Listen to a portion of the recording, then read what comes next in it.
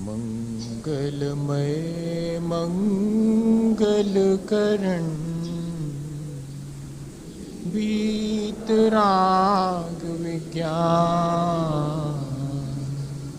नमो ताहि जाते भये अर्हन्तादिमहा जो विद्यादि सागर सुधी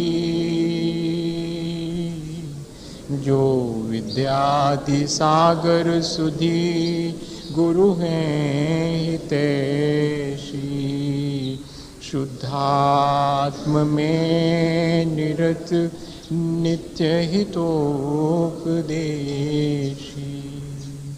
वे पाप ग्रीष्म ऋतु में जलगे सयाने पूजूं उनके सतत केवल ज्ञान पाने पूजूं उनके सतत केवल ज्ञान पाने। बोले भगवान महावीर स्वामी के, आचार्य कुंद कुंद स्वामी के, आचार्य गुरुवर विद्यासागर मुनि महाराज के।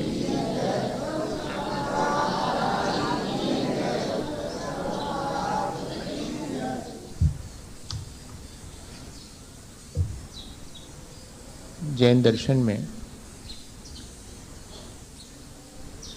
मोक्ष का मार्ग एक ही है, पर चलने वाले अलग अलग भूमिकाओं के लोग हैं, जिसमें श्रावक भी है और साधु भी है। क्योंकि मोक्ष का मार्ग एक है और मोक्ष की धारणा भी दोनों के मन में एक जैसी ही है, इसलिए बहुत सी बातें तो ऐसी हैं जो कि साधु और श्रावक के जीवन में एक जैसी ही होती हैं। आत्म सुख पाने की ललक जैसी साधु में होनी चाहिए, वैसी ही श्रावक को भी होनी चाहिए। और इतना ही नहीं, संसार में दुख ही दुख है, इस तरह का एहसास जैसे एक साधु के जीवन में होता है, होना चाहिए, ऐसा ही श्रावक के मन में भी विचार आना चाहिए। हमने पिछले दिनों इस बात को समझने की कोशिश की है। सामायिक इसीलिए की जाती है, श्रावक भी करता है, साधु भी करते हैं। इसलिए करते हैं ताकि इस बात पे विचार कर सकें कि सचमुच मैंने यहाँ जो भौतिक सुख पाए हैं वे क्या शाश्वत हैं, या कि थोड़ी देर मिलते हैं फिर उसके बाद वे ही मुझे दुखदायी लगने लगते हैं। यदि मैंने अपने अनुभव से जीवन के ऐसा पाया है तो फिर मैं क्यों नहीं इस निर्णय पे पहुंचता हूं कि संसार में दुख ही दुख है और कोई ऐसा आत्म सुख है जो मैं निरंतर मिस कर रहा हूं, जिसको कि मुझे पा लेना चाहिए। जैसे कि जब हम अस्वस्थ होते हैं, रोग ग्रसित हो जाता है शरीर, तब बार बार ये मन में आता है कि मैं कैसे स्वास्थ्य हासिल करूं, कैसे मेरा ये रोग दूर हो जावे। और ये शरीर तो हमेशा कोई ना कोई दुख मुझे देता ही रहता है, इसके माध्यम से मैं सदा कोई ना कोई दुख पाता ही रहता हूँ। ये शरीर का स्वभाव तो ऐसा ही है। अब मुझे जब मैं स्वस्थ हो जाऊँगा तो इस शरीर को ऐसे चलाना है जिससे कि इसमें मुझे अपने आत्म कल्याण करने में बाधा ना आए। जब मैं इस तरह का अस्वस्थता के दौरान विचार करता हूँ, तो अगर हम गौर से देखें तो इस संसार में हम सब अपने आत्म स्वरूप में स्थित नहीं होने से अस्वस्थ ही तो हैं। स्वस्था स्वस्था, जो अपने आत्मा में स्थित है वही स्वस्थ है, बाकी हम सब अपने आत्मा से विमुख हैं, इसलिए अस्वस्थ ही हैं। हम शरीर के रोग ग्रसित हो जाने को अस्वस्थता कहते हैं भैया, सो ठीक है, लेकिन आत्मा और हमारी चेतना कितनी रोग ग्रसित है, कितनी पतित हो रही है निरंतर, अपने काशायक भावों के द्वारा उसके स्वास्थ्य की फिक्र हम नहीं करेंगे क्या? हमें उसके स्वास्थ्य की फिक्र भी करनी चाहिए, तो मैं उस स्वास्थ्य को पा सकता हूँ, मैं अपने उस आत्म सुख को पा सकता हूँ। ये हमारे भीतर विश्वास जागृत हो जाए। शावक और साधु दोनों ही इस बात के लिए निरंतर प्रयत्न करते हैं। सुबह दोपहर शाम बैठकर इस संसार के प्रपंच से थोड़ी देर को अलग हट करके और विचार करते हैं कि कब पाऊंगा मैं अपने उस आत्मा का सुख। वैसे तो हम दिन भर यही विचार करते हैं कि कब मिलेगी मुझे वो चीज़ जिससे मुझे सुख मिलेगा, और वो एक चीज़ वो देख के आया था बाजार में, वो जब तक नहीं पालूंगा तब तक तो चैन से नहीं बैठूंगा, तब तक तो सुख है ही नहीं। जब हम संसार की चीज़ों में सुख मानकर उन्हें पाने के लिए निरंतर विचार करते हैं, तो मेरा जो आत्मा का सुख है उसे पाने के लिए कभी कोई समय दिन भर में हम तय नहीं करेंगे विचार करने के लिए। और जो इस तरह अपने दिन भर के शेड्यूल में इस चीज़ को शामिल कर लेता है, वही तो सामायिक प्रतिमा को धारण करने वाला श्रावक है, या वही तो सामायिक चारित्र को पालन करने वाले मुनिजन हैं। और कोई विशेष बात नहीं है। उद्देश्य उसका सिर्फ एक ही है कि मुझे इस संसार के प्रपंच में थोड़ा समय तो मिले जिसमें कि मैं विचार कर सकूं कि आत्मा का सुख पाने के लिए मुझे क्या करना चाहिए। और इतना ही नहीं, इन संसार के दुखों से बचने के लिए मुझे क्या करना चाहिए। दोनों ही चीज़ें एक ही जगह ले जाएंगी, अलग अलग नहीं ले जाएंगी। यदि मैं ऐसा विचार करूं कि आत्मा के सुख पाने के लिए क्या उपाय करूं, तो भी मुझे वही करना पड़ेगा जो कि संसार के दुखों से बचने के लिए करना। मैं किन चीज़ों से विमुख हूं और किन चीज़ों को अपने सम्मुख रखकर उनमें प्रवृत्त हूं, प्रवृत्ति कैसी करूं और निवृत्ति मेरी कैसी हो, इन दोनों का यदि हम समायोजन कर ले व्यवस्थित रूप से, फिर देखिएगा जीवन का आनंद।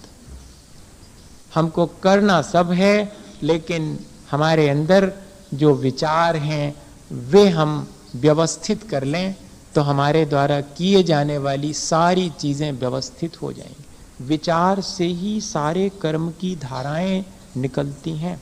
जैसे कि नदी के उद्गम से नदी निकल करके विभिन्न धाराओं में फैल जाती है, और नदी का उद्गम अगर विषाक्त हो जाए तो उससे निकलने वाली सारी धाराएं विषाक्त हो जाती हैं। ठीक ऐसे ही जीवन में विचारों के ऊपर है। हमारे अंदर अगर आत्म सुख पाने का विचार है, अगर संसार के दुखों से बचने का विचार है, एक ललक हमारे भीतर है, तब फिर देखिएगा हमारे सारे कर्म उसी के अनुसार व्यवस्थित होते चले जाएं। और जिसके भीतर ऐसा कोई कॉन्सेप्ट ही नहीं, जिसके भीतर कोई ऐसा दृढ़ संकल्प ही नहीं है कि मुझे इस तरह करना है, सिर्फ एक बाहरी विचार है कि हाँ आत्म सुख पाना है, होता होगा कुछ, कभी देखेंगे, अभी तो बहुत काम है मुझे संसार के। नहीं, ऐसे हम नहीं पा पाएंगे उस चीज को जब तक हम संकल्पित नहीं होंगे, जब तक हमारे भीतर ये बात ललक पैदा नहीं कर देगी, हमारे भीतर इस बात का उत्साह जागृत नहीं होगा कि मुझे तो अब कर ही लेना है।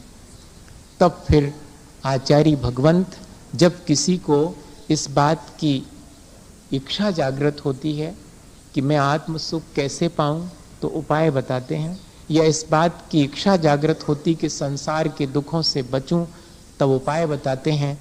और ज़्यादा कठिन नहीं है। पहले वे हम ही से पूछते हैं कि ये बताओ, संसार में अगर दुख का कोई कारण है तो कौन सा है? संसार में दुख का कारण ये सब लोग, ये संसार ही तो मेरे लिए दुख का कारण है। ये ज़रा ठीक हो जाए तो मुझे बहुत सुख हो जाएगा। मेरे बच्चे ठीक नहीं चलते इसलिए मुझे दुख है, मेरे परिवारजन मेरी बात नहीं मानते इसलिए मुझे दुख है, समाज में जहाँ जाओ वहाँ पर इज्जत ही नहीं करता, थोड़ी कोई इज्जत मिलने लगे तो बड़ा सुख है। ऐसा तो बहुत बार विचार करके देख लिया है कि संसार में ये दुख के कारण हैं। अच्छा, तो जिनको ये चीज़ें मिल गई हैं वे सुखी हैं क्या? गौर से देखेंगे तो वे भी सुखी नहीं हैं। और अंत में हम इस निर्णय पर पहुंच जाएंगे कि मेरा राग द्वेष और मोह मेरे लिए दुख पहुंचाता है। इस संसार के दुखों से बचना हो और आत्मा का सुख पाना हो तो मैं राग द्वेष मोह को घटाते चले जाऊं। घटाने की प्रक्रिया सीखनी पड़ेगी, बस इतना ही है। ये तो सुनी हुई बात है कि राग द्वेष मोह, लेकिन इसको घटाने का बहुत प्रैक्टिकल अप्रोच क्या हो सकता है, ये तो शास्त्र में लिखी हुई बात होगी। लेकिन अपने जीवन में हम उसे कैसे घटाएं, कैसे कमती करें, जिससे कि हमारा संसार का दुख कम हो। और जितना संसार का दुख कम होगा उतना ही आत्मा का आनंद आना शुरू हो जाएगा। दोनों चीजें साइमल्टेनियस चलने वाली हैं। कहीं से कोई आत्म सुख लाना हो ऐसा नहीं है।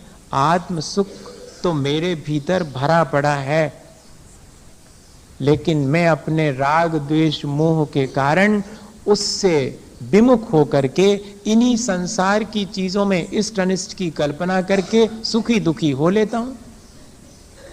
कुल इतना सा मामला है और ज्यादा कुछ भी नहीं है। जैसे कि हमने कभी आपको उदाहरण सुनाया था रविन्द्रनाथ टैगोर का कि वे अपने कमरे में रात 12 बजे एक कैंडील जला करके और लिख रहे थे, कविता लिख रहे थे। और अचानक उनको लगा कि बस पूरी हो गई और अब तो टाइम भी हो गया, सोना चाहिए। और सोने के लिए जैसे उन्होंने कैंडील बुझाई, वो तो सोच रहे थे कि अंधेरा हो जाएगा कमरे में, लेकिन खिड़की और दरवाजे जो खुले थे उनसे ढेर सारी चांदनी भीतर आती हुई दिखाई पड़ी और कमरे में रोशनी फिर भी। तब उन्होंने अपने जीवन में संस्मरण लिखा कि मुझे उस दिन पहली बार लगा कि मैं तो सोच रहा था कि ये रोशनी मेरी कैंडल से है, नहीं, रोशनी तो परमात्मा की निरंतर मेरे ऊपर बरस रही है।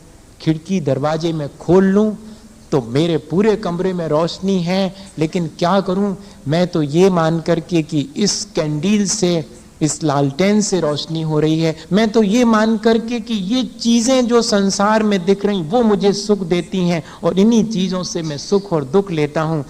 मेरे भीतर है सुख का स्रोत, वो मैं भूल गया हूं।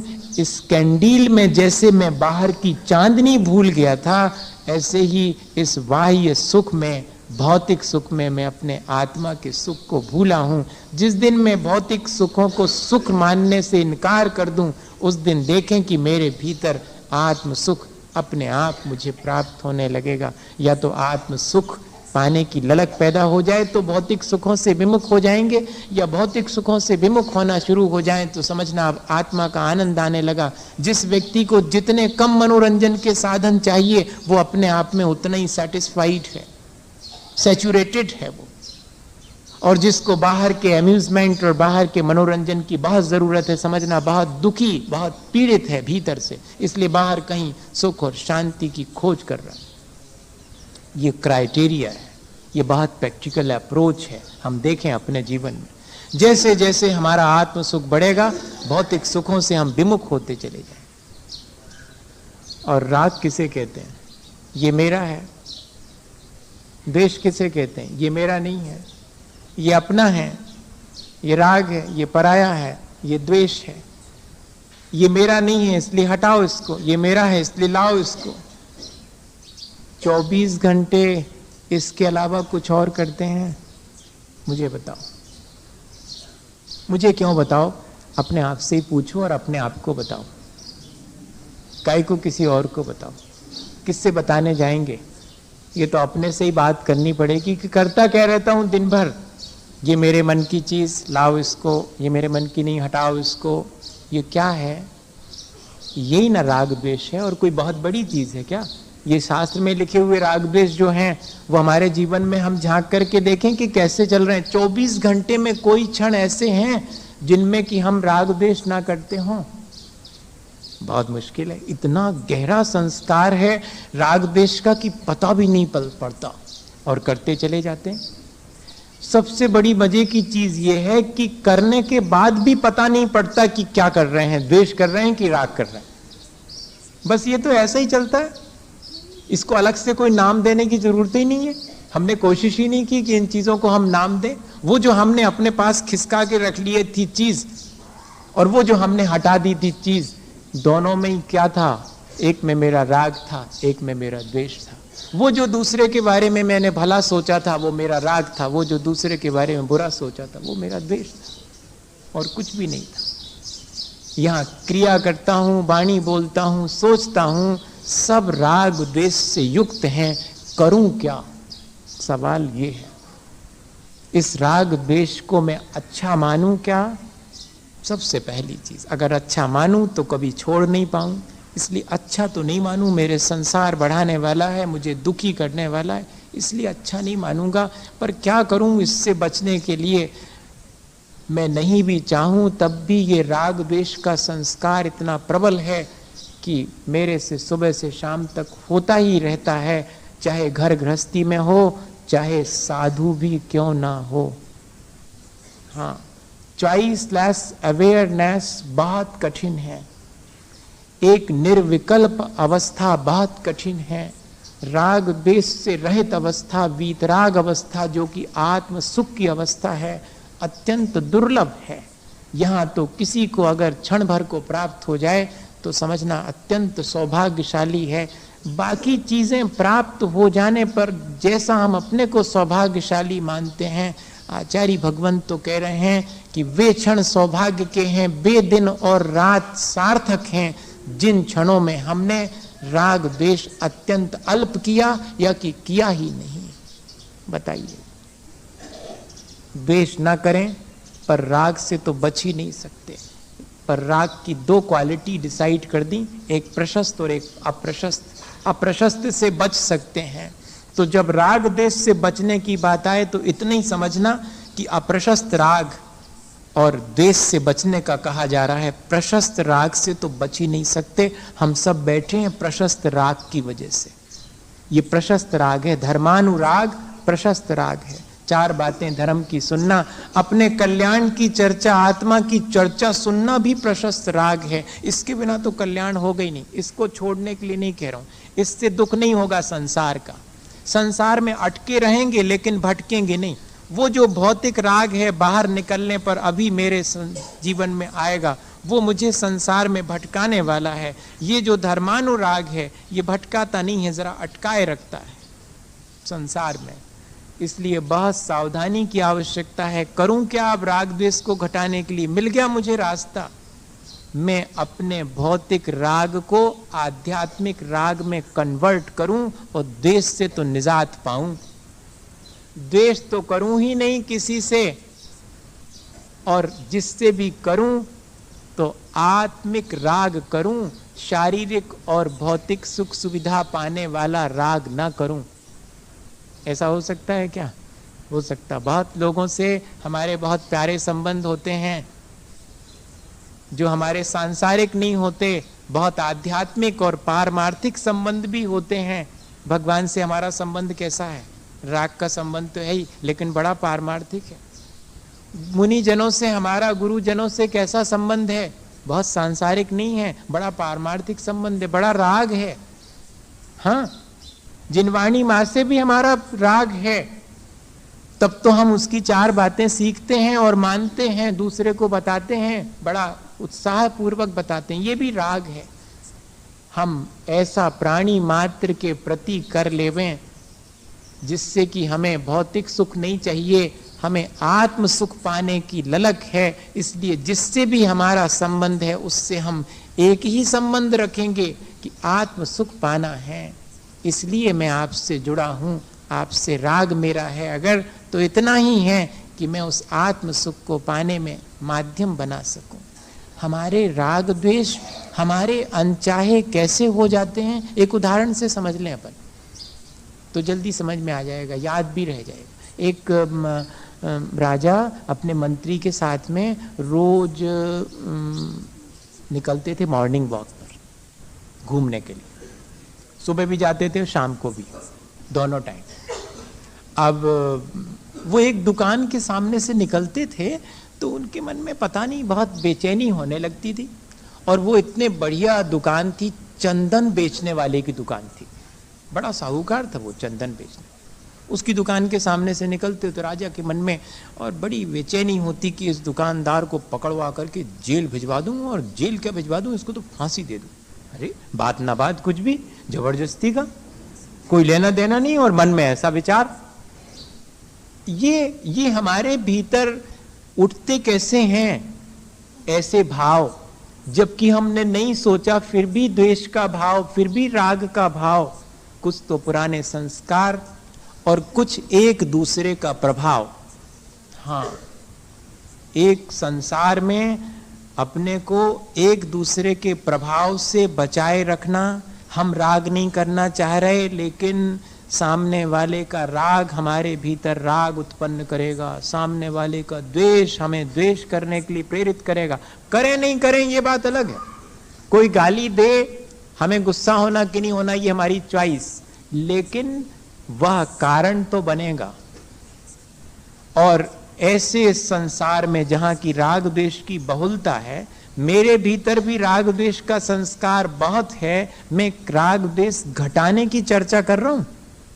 चर्चा से काम नहीं चलेगा, प्रैक्टिकल उपाय करना पड़ेगा बहुत। और वही उपाय हम देख लें। अब मन में विचार आना शुरू हुआ। मंत्री जी से कहा कि मंत्री जी बात क्या है? मैं किसी सबसे छुपा सकता हूँ, आपसे नहीं छुपा सकता हूँ। आप मेरे सलाहकार हैं, सलाह दें और पता करें कि ऐसा क्या बात है। मैं जब भी इस दुकान के सामने से निकलता हूँ, चंदन की सुगंध तो आती है, पर मन में विचार आता है कि इसको मैं और फांसी तक दिलवा दूं। पता नहीं क्या बात है। मंत्री जी ने कहा कि ऐसा हो ही नहीं सकता, आपके भीतर कोई भाव आया है तो जरूर कोई ना कोई बात होगी, मैं पता करूं। और मंत्री जी ने पता कर लिया। और पता करने के बाद राजा से तो कुछ नहीं कहा। कहा राजन एक आज्ञा दें, कोष में से मुझे कुछ पैसे दिलवा दें। काहे के लिए चाहिए कोष में से पैसे? राजन मैं कुछ चंदन खरीदना चाहता हूं। खरीद लो, उसमें क्या है। और दुकानदार के पास जाकर के जितना उसका चंदन था सारा खरीद लिया मंत्री जी ने और भेज दिया राजा के पास, रखवा दिया स्टोर में। अगले दिन से राजा निकलते हैं। अब लेकिन उनके मन में ऐसा कोई भाव नहीं आता। अब तो उनके मन में आता है कि कितना बढ़िया है ये सेठ। अरे कोई बात नहीं हुई, कुछ दिन पहले ऐसा विचार आता था, आज ऐसा आने लगा। मेरे अंदर उठने वाले राग द्वेष के परिणामों पर मेरा भी बस नहीं है। ऐसा भी है संसार में। अब मंत्री जी से कहा कि मंत्री जी बात क्या हुई, आपने ऐसा क्या जादू कर दिया?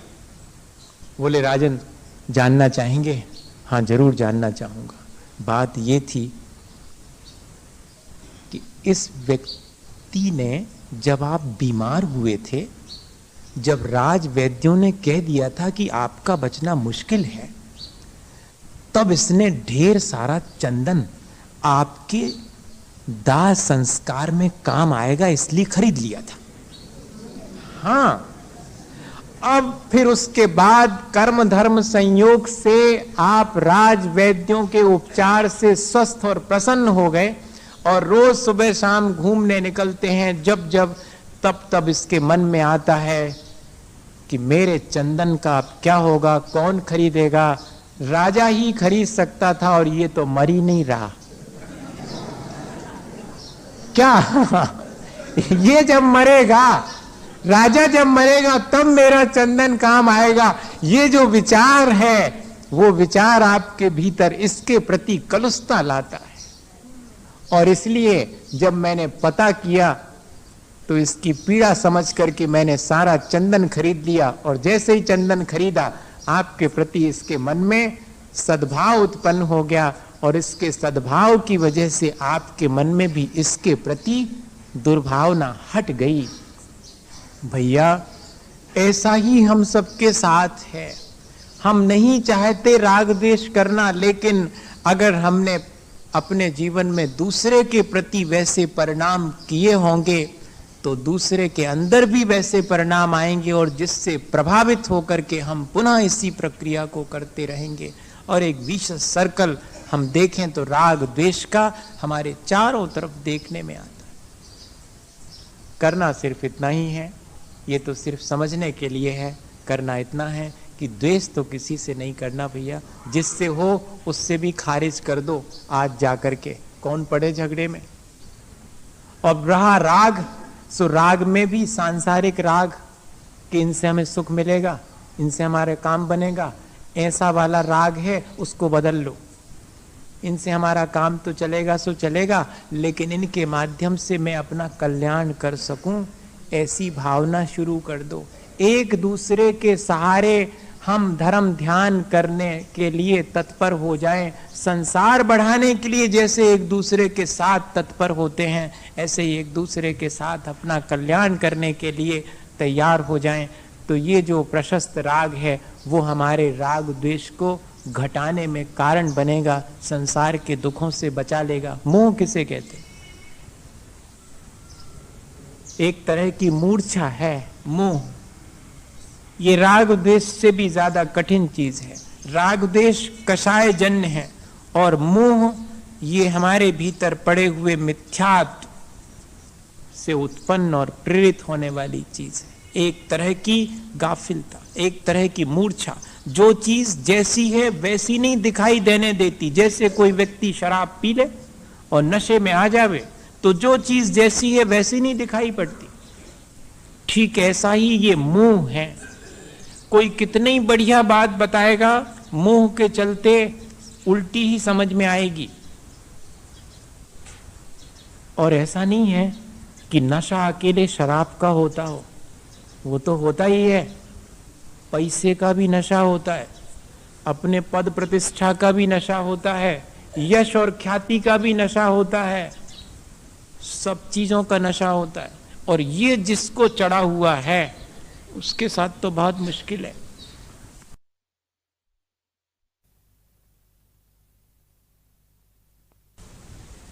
संसार के दुखों को भी दुख नहीं मानेगा इस मोह के चलते। जैसे कि ज्वर वाले को और मीठी चीज भी कड़वी मालूम पड़ती है, ऐसे ही इस मोह के उदय में अपने कल्याण की बात भी दुखदाई और कष्टप्रद लगे। तो अपने भीतर झांक के देखना कि जब जब आत्मा की चर्चा चलती है, जब जब कल्याण की बात चलती है, भीतर कष्ट होता है क्या? अगर कष्ट होता है तो समझना कि मेरा मोह बड़ा प्रबल है। मुझे अपने कल्याण की बात रुचिकर नहीं लगती। मुझे संसार की और दुख देने वाली बातें तो सुखद जान पड़ती। जिन चीजों में मुझे आज तक दुख मिला है उन्हीं चीजों को इकट्ठा करने में मेरी आसक्ति है। इसके मायने हैं मेरा मोह बहुत प्रबल है। इसके सैकड़ों उदाहरण हैं। अपने जीवन में झांक के देखें तो 2-4 उदाहरण अपने जीवन में मिल जाएंगे, और अगर थोड़ा बाहर झांक के देखें तो सैकड़ों उदाहरण मिलेंगे इस मोह के। इस मोह की पराकाष्ठा कहाँ तक हो सकती है? अमेरिका के एक बहुत बड़े धनपति की कल कहानी हाथ लग गई। Carnegie, Andrew Carnegie. पढ़ रहा था मैं ऐसे ही, सारे निमित्त मिल जाते हैं भैया। मैं तो चकित हूँ, इसमें कोई शक नहीं है। मैं तो सोच के बैठा था कि अब संडे को ही रखें अपन, रोज का झगड़ा कौन कहाँ से लाएगा, सब बातें तो कह चुके हम। लेकिन आपका पुण्य, और बैठ जाता हूँ दोपहर में और कोई ना कोई चीज़ दिमाग में इस तरह से अपने आप आती है। अपने आप कह रहा हूँ, आचार्य महाराज का नाम लेता हूँ, अपने आप आती है कि कल इस बात पे चर्चा करूँगा। ये बहुत प्रैक्टिकल सी चीज़ है। मुझे ग्रंथों की बहुत बड़ी बड़ी चर्चा करने में रुचि नहीं है, क्या करूं? मुझे बहुत जो प्रैक्टिकल संभव है वो बातें करने का बहुत मन होता है, और वो बातें बहुत कठिन भी होती। और अचानक ही वो, मैं आपको जो घटना सुना रहा हूँ वो कैसे आ गई कल अचानक ऐसे, इसलिए उतनी बात और कहना पड़ा। मैं ये बात इसलिए कह रहा हूँ कि ऐसा अगर आप भी करें तो आप भी कर सकते हैं। कब तक मेरे ऊपर डिपेंड रहेंगे आप? मैं कब तक आपके साथ? मैं बहुत सीरियसली बोल रहा हूँ। कब तक किसी पर? मेरे पर ही क्यों, किसी पर? किसका इंतजार कर रहे हैं आप कि कोई और आएगा आपको उपदेश सुनाएगा? कल के दिन, अगले चतुर्मास में कोई और आएगा और उपदेश सुनाएगा। तो जिंदगी भर यही करते रहेंगे क्या? या कि कुछ अपने जीवन में शुरू भी करेंगे और कह सकेंगे कि बहुत हो गया, टू एनफ, बहुत सुन लिया, अब शुरू करता हूँ करना। किस किस की सुनता रहूं, किस किस की मानता रहूं, मुझे किसी की नहीं सुनना, किसी की नहीं मानना, अब तो मैं अपने कल्याण के लिए मुझे जो कहा गया है उसको शुरू करता हूं। ऐसा आना चाहिए मन में भाव। ये कह रहा हूं आपसे, बहुत सीरियसली कह रहा हूं। ये आ नहीं रहा अपन लोगों के अंदर। मेरी सारी कोशिश, हम सब की सारी कोशिश यही होनी चाहिए कि ये भाव अपने भीतर से आ जाए कि हाँ सचमुच अब मुझे कुछ करना है अपने आत्म सुख पाने के लिए, अपने दुखों से बचने के लिए, जबकि मैं सब जानता हूँ। वो एंड्रू कार्नेगी बहुत बड़ा धनपति, और जीवन के अंतिम क्षण है, मरण निकट है, अपने सेक्रेटरी के साथ बैठा हुआ है और चाहता है कि वो सेक्रेटरी से कुछ पूछे, और वो कहता भी है कि मैं तुमसे कुछ पूछना चाहता हूँ, ज़िंदगी निकल गई, 30 साल से तुम मेरे साथ हो, मैंने अरबों रुपए कमाए और मुझे तुमसे कुछ पूछना है। और संकोच में पूछता नहीं है, मन ही मन विचार करता है खुद ही, और उसके अपने जीवन के बारे में वो एनालिसिस करता है कि पिछले वर्षों में पूरे जीवन भर मैंने अरबों रुपए कमाए, और इतना ही नहीं, कैसे कैसे मैंने काम किया। ऑफिस में चपरासी 9 बजे पहुंचता था, कार्नेगी 8 बजे पहुंच जाता था ऑफिस। सारे ऑफिस के लोग अपना अपना काम करके 5, साढ़े 5 पे लौट जाते थे। कार्नेगी 8 बजे रात तक ऑफिस में बैठा रहता था। कभी बच्चों से ठीक से बात नहीं कर पाया, कभी अपनी सोसाइटी के बीच लोगों से बैठ करके और जीवन का आनंद नहीं ले पाया। लगा रहा, तब जाकर के इतना वो इस तरह विचार कर रहा है कि मैंने किस तरह इतनी संपदा इकट्ठी करी, अरबपति बन गया मैं। और आज मरण के समय ये विचार उसको आ रहा है कि मैंने पाया क्या। और इतना ही नहीं, जब किसी ने उससे पूछा था एक बार मरण के कुछ दिन पहले, आज तो वो पूछ रहा है अपने सेक्रेटरी से, दोनों चीजें एक साथ उसमें पढ़ने में आई मुझे। अभी वो पूछने का मन बना रहा है सेक्रेटरी से, और उससे पूछा था किसी ने 1-2 दिन पहले कि मर रहे हो, एक बात पूछूं, तृप्त तो हो अपने जीवन से? तब मालूम उसने क्या जवाब दिया था, लिखा है उसका जवाब कार्नेगी का। उसने कहा कि मैं बहुत अतृप्त होकर मर रहा हूं, सोचा था 100 अरब कमाऊंगा, लेकिन 10 अरब ही छोड़ के मर रहा हूं। पराकाष्ठा है मोह की।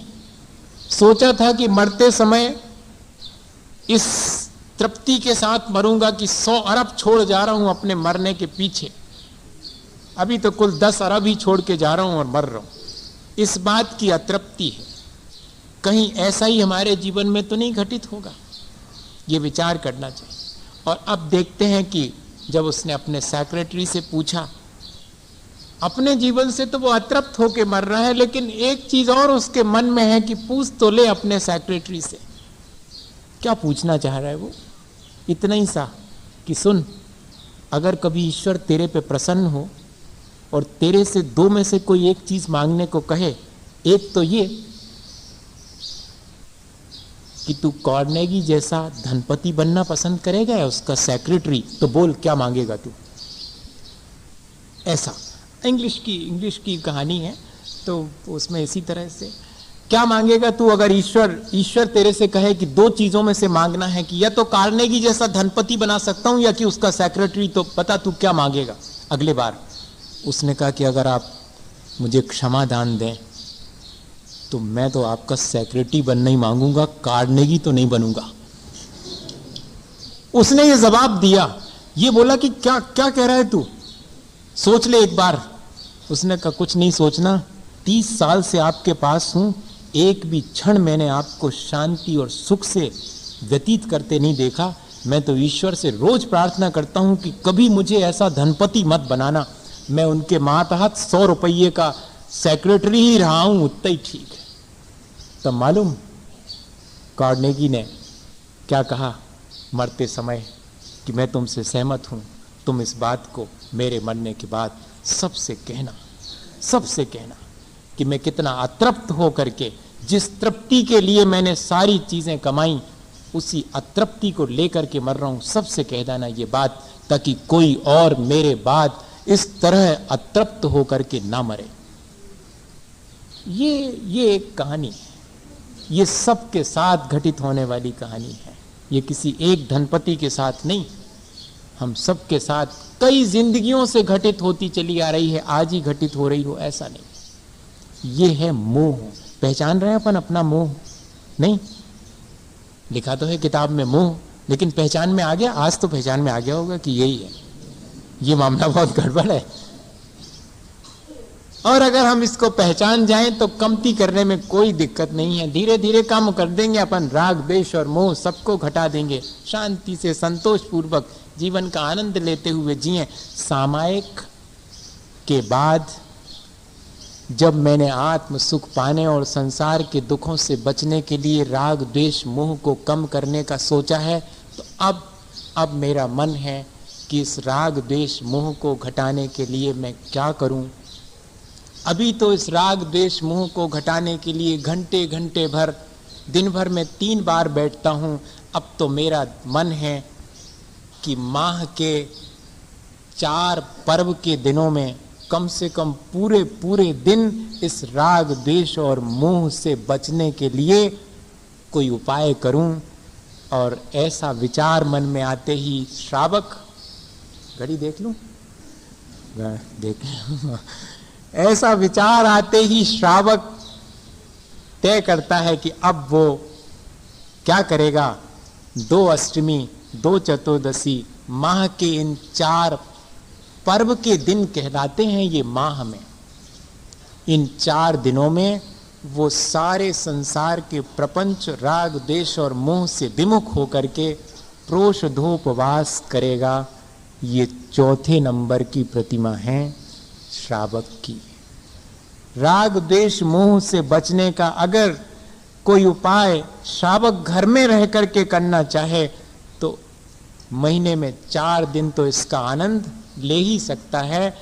4थी प्रतिमा धारण कर ले तो फिर जीवन भर महीने के 4 दिन जो पर्व के हैं, पर्व के क्यों कहलाते हैं? बुंदेलखंड में त्योहार को पावन का दिन बोलते हैं। आज तो पावन का दिन है। पावन मतलब बहुत पवित्र दिन है। पवित्रता कैसे आती है? जितना राग द्वेष कम होता है उतनी पवित्रता आती है। और पर्व का दिन इसलिए कहलाता क्योंकि इस दिन हम राग द्वेष को कम करेंगे। राग द्वेष और मोह को घटाने का दिन है। और वे सारे दिन पर्व के दिन हैं जिन दिनों में हम राग द्वेष और मोह को घटा देते हैं। आचार्य महाराज कहते कि हर दिन पर्व का दिन हो सकता है अगर हम राग द्वेष मोह को घटा दें। वैसे तो महीने में 4 ही दिन हैं जिनमें हम प्रयत्न करते हैं राग द्वेष मोह को घटाने का। धर्मामृतम शतृष्णा श्रवणाभ्याम पिबतु पायेत वा अन्यान। अब मैं क्या करूं? अपने आत्मा के निकट रहूं। उपवास के मायने हैं अपने आत्मा के निकट रहना, अंतर्मुख हो जाना। वैसे हम बाकी दिनों में बहिर्मुख होते हैं, संसार में विचरण करते हैं, सबको देखते हैं, जानते हैं, बिगड़ भी लेते हैं, राग द्वेष भी कर लेते हैं। अब आज का दिन बिगड़ने का दिन नहीं है। आज का दिन प्रपंच में पढ़ने का नहीं है। आज का दिन तो अपने आत्मा के निकट बैठना का है। और जो अपने आत्मा के निकट बैठेगा फिर उसको रसोई घर के निकट जाने की जरूरत नहीं पड़ेगी। इसलिए ऑटोमेटिकली उसके जीवन में घटित होगा। आत्मा के निकट बैठने वाला फिर 4 प्रकार के भोजन के निकट जाने की कोशिश नहीं करेगा। इसलिए दूसरी परिभाषा बना दी कि 4 प्रकार के भोजन का त्याग कर देना उपवास है। और यह कि 4 कषायों का त्याग कर देने का नाम उपवास है। अकेले 4 प्रकार के भोजन का त्याग करने का नाम उपवास नहीं है, वो तो लंघन है। वो तो बाहर कोई भी भिखारी सुबह से नहीं मिलता है तो शाम तक भूखा रह जाता है, वो चीज अलग है। यहाँ तो कह रहे हैं कि अपने आत्मा के निकट चूंकि मैं बैठना चाहता हूं इसलिए आज मैंने 4 प्रकार की कषायें छोड़ दी हैं। और क्योंकि कषायें मुझे अपने आत्मा के निकट नहीं बैठने देती। जैसे कि दर्पण के ऊपर अगर मलिनता आ जावे तो मेरा चेहरा नहीं दिखता, ऐसे ही कषाय की कालीमा आकर के मुझे मेरे से परिचित होने से रोकती है। मुझे दुनिया भर से परिचित कराती हैं ये कषायें, मुझे मेरे से परिचित होने से रोक देती। इसलिए आज चारों प्रकार की कषाय का त्याग करता हूँ, चारों प्रकार के आहार का त्याग करता क्या हूँ, ये तो हो ही जाएगा अगर मैं अपने आत्मा के निकट रहने की संकल्पित हो जाऊं। तो सारे दिन अब अपने आत्मा के इर्द गिर्द, जैसे कि चौके के इर्द गिर्द सारा दिन निकल जाता है, नहीं निकल जाता। क्या बनाऊं शाम के लिए, दोपहर को क्या खाएंगे, आज वो चीज बनाएंगे, यूं करेंगे, हाँ ठीक है करेंगे सब। अब आज नहीं करेंगे, आज तो जो है इन सब चीजों से विमुख होकर के आज तो अपने निकट डोलेंगे, आज तो अपने आसपास डोलेंगे, अब और किसी के कहीं नहीं जाएंगे। ये प्रोषधोपवास कठिन है क्या?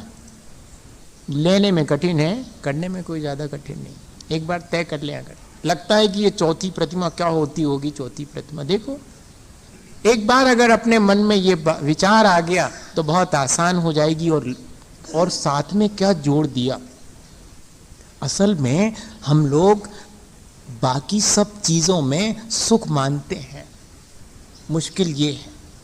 और अगर ये लगने लगे कि मुझे अपने अंदर जो सुख है उसको पाना है, तो जरा ये बाहर के सुख छोड़ के तो देखें क्या होगा। अभी तो ऐसा लगता है कि ये छोड़ देंगे तो बड़ी मुश्किल होगी, दिन कैसे निकलेगा, इसलिए हम नहीं छोड़ पाते। और अगर ये तय कर लें कि नहीं मैं आसानी से अपना दिन व्यतीत करूंगा, लेकिन ध्यान रखना उपवास के दिन आलस, प्रमाद और व्यर्थ के प्रपंच से बचने का प्रयास करना, ये तीनों चीजें घेर लेंगी। अतंद्रालु, इसलिए आचार्य भगवंत बहुत समझदार थे, उन्होंने कहा उपवास तो करना लेकिन अतंद्रालु, आलस मत करना, प्रमाद मत करना, सो नहीं जाना। तब फिर क्या करेंगे, भूखे कैसे होएगा भजन भगवान का, हाँ। तब कहते हैं कि नहीं, धर्मामृतम सतृष्णा, धर्म को ही अमृत मान करके उसका पान करना, और स्वयं नहीं अन्यान्वा, चार लोगों के साथ बैठकर उन्हें भी धर्म की चर्चा में शामिल करना। जैसे कि बैठ जाते हैं और यहाँ वहाँ की चर्चा करने लगते हैं, उस दिन ऐसे ही अपने समय को व्यतीत करना है तो चार लोगों के साथ बैठ करके धर्म ध्यान पूर्वक व्यतीत करना। अगर अकेले बैठने से मन वहीं चला जाए, कषायों में मन वहीं चला जाए, भोजन में, तो फिर सबसे अच्छा उपाय है कि स्वयं धर्मामृत पीना और चार लोगों के साथ बैठ करके पार्टिसिपेट करना, ताकि समय आसानी से व्यतीत हो जाए, सारा दिन व्यतीत हो जाए, आलस ना आ पाए, प्रमाद ना आ पाए और संसार के राग द्वेष मोह ना घेर सकें। वरना संस्कार है कि वे घेर लेंगे, और ज्यादा घेर लेते हैं, फुर्सत के दिन तो और ज्यादा घेरते हैं, फिर दुनिया भर की चीजें याद आती हैं। तो उस दिन बहुत सावधानी कि स्वाध्याय करें। स्वाध्याय साधन है जिससे कि हम अपने जीवन के बारे में और इतना ही नहीं इस संसार के बारे में उस दिन विशेष रूप से समझें। हजारी प्रसाद द्विवेदी ने लिखा कि जो व्यक्ति जीवन में एक दिन भी उपवास नहीं कर पाया, उसने जीवन का स्वाद ही नहीं जाना। उसने दुनिया की चीजों का स्वाद तो जाना होगा, जीवन का स्वाद नहीं जाना, क्योंकि उस दिन मालूम पड़ता है जब बाकी चीजों का स्वाद छोड़ दिया है, तब मेरे भीतर भी कोई सुख है, ये तब मालूम पड़ता है। इसलिए ये चौथी प्रतिमा का पालन करने वाला अपने राग द्वेष मोह से बचने के लिए, इन संसार के सुखों में सुख का जो भ्रम है उससे बचने के लिए एक घटना है छोटी सी, इसकी जल्दी समझ में आ जाएगा और बस फिर इतना ही रखते हैं। कोई क्या फिर तो टाइम कैसे अपन लोगों ने ये भ्रम पैदा कर लिया है कि ये चीजें अपन को सुख देती हैं, और ये तोड़ने के लिए ये प्रक्रिया रखी गई है। टूटेगा कैसे? अभी तो लगता है कि वो चीज खाएंगे तो सुख मिलेगा, आज नहीं खाई देखें क्या हुआ, ऐसे ही टूटेगा। इसलिए उपवास रखा है कि आज भोजन, कोई भी चीज भोजन में जो मुझे सुख देती है आज नहीं लेऊंगा, तो देखें कोई सुख मिलता मेरे भीतर झरता है कि नहीं। और वास्तव में देखा जाए तो रस वस्तुओं में नहीं है, रस तो मेरे अपने भीतर है। जिन चीज़ों में मैं रस मान लेता हूँ उनमें से रस मिलने लगता है, और जिन चीज़ों में रस मैं नहीं मानता हूँ वे कितने भी रस युक्त हों, मुझे वे रस नहीं दे पाती हैं। एक अरब कंट्री से सुनी हुई कहानी होगी, आचार्य महाराज ने सुनाई थी यहाँ पर 79 में, मुझे मालूम है। आपको भले ही मालूम हो चाहे नहीं, क्योंकि उनकी किताब छपी, उसमें पढ़ी हमने, बहुत प्रसिद्ध है ये। अरब कंट्री से कोई व्यक्ति आया इंडिया में, वहाँ पर तो अरब कंट्री में पानी की बहुत तंगी है, तो यहाँ पर आया और एक बहुत बढ़िया होटल में रुका, और जैसे ही वो नहाने पहुँचा तो उसने टोंटी खोली, उसमें से ढेर पानी। अरे वाह, अपने यहाँ तो ऐसा होता ही नहीं, यहाँ तो ये टोंटी खोलो इसमें से पानी, ये टोंटी खोलो इसमें से पानी, इतना पानी।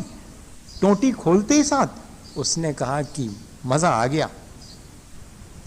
अब वो जो वहाँ पर काम करने वाले थे उस होटल में, लॉज में, तो उनसे पूछा, उसने चुपचाप कान में से कि ये जो टोंटियाँ हैं जो यहाँ लगी हैं जिनमें से पानी आता है, क्या और भी मिलती हैं क्या? समझ गया वो, समझ गया नौकर कि आदमी को बनाया जा सकता आसानी से बुद्धू। उसने कहा बहुत मिल सकती हैं। तो सुनो, मुझे दिला सकते हो क्या? दिला सकता हूँ। तो कितने कितने रुपए की? 100 रुपए लगेंगे, एक एक के 100 रुपए। हाँ, ऐसे ही तो यहाँ पर है।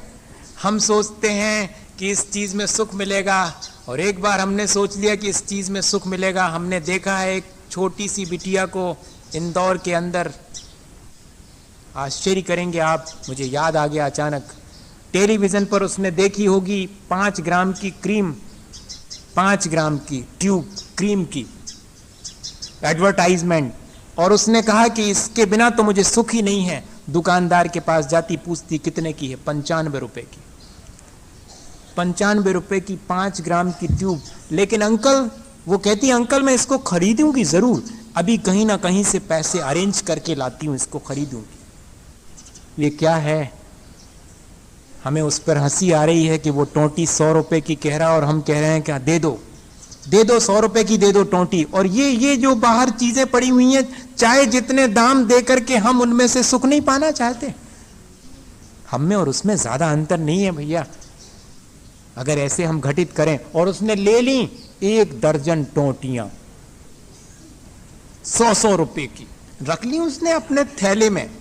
क्यों? उसको तो मालूम पड़ गया था कि ये खरीद लूंगा मैं तो ढेर पानी अरब कंट्री में ले जाऊंगा, और बस, और रात अरे आप समझ गए, आप जल्दी से हमारी पूरी नहीं हो पाई वो अभी।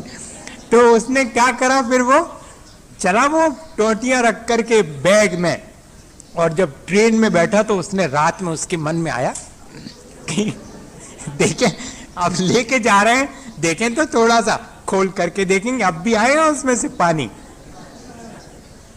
और उसने रात में बैग में से धीरे से, जब सब सो गए, तो एक टोंटी निकाली, खोली, कहाँ उसमें पानी। दूसरी निकाली, खोली, उसमें कहाँ। उसने कहा ठगे गए। उसका जो मित्र था, जो कि चुपचाप उसे देख रहा था, उसने कहा किसी ने तुम्हें ठगा नहीं है, तुम खुद ठगाए गए।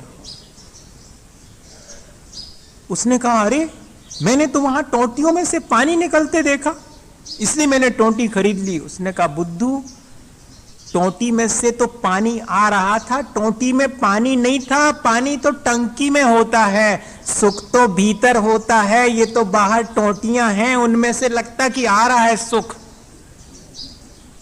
हाँ, ये टोंटी है, इसमें से लगता सुख आ रहा है। ये पेन मेरे पास है इसलिए बड़ा सुखी हूं, इस पेन से सुख निकल के नहीं आ रहा है, मेरे भीतर की मान्यता में से सुख आ रहा, मेरे अंदर से आ रहा है सुख और दुख दोनों ही। ये जिस दिन समझ में आ जाएगा, उस दिन ये जो बाहर की जितनी भी सुख विलास की सामग्री जो टोंटी की तरह हमने खरीद ली है, जिसमें हम सुख मान रहे हैं, वो बंद कर देंगे अपन खरीदना। बहुत कठिन है, आप घर जाकर के बहुत मुश्किल में पड़ेंगे आज तो। अब अगर जो व्यक्ति खरीदेगा तो वो ऐसे ही होएगा कि उसमें से सुख पाना चाह रहा है, जबकि उसमें सुख है नहीं भैया, क्या करें। लेकिन कब समझ में आएगा अपन के, आना चाहिए देर सबेर कभी भी। हम कम से कम इतना तो भाव बनाएं कि इन सब चीज़ों में मैंने जो सुख मान रखा है सचमुच में है नहीं, मुझे तो अपने भीतर का सुख पाने के लिए कोशिश करना चाहिए। ये सारी चीज़ें मुझे बहुत थोड़ा सा सुख दे पाती, भौतिक सुख दे पाती हैं, मुझे इनमें नहीं रचना पचना है। कम से कम एक दिन तो ऐसा मेरे जीवन का हो, सारा दिन, जिसमें कि मैं इन सारी चीज़ों में सुख नहीं मानूंगा और इनको छोड़ करके अपने आत्मा के सुख पाने का अभ्यास करूंगा।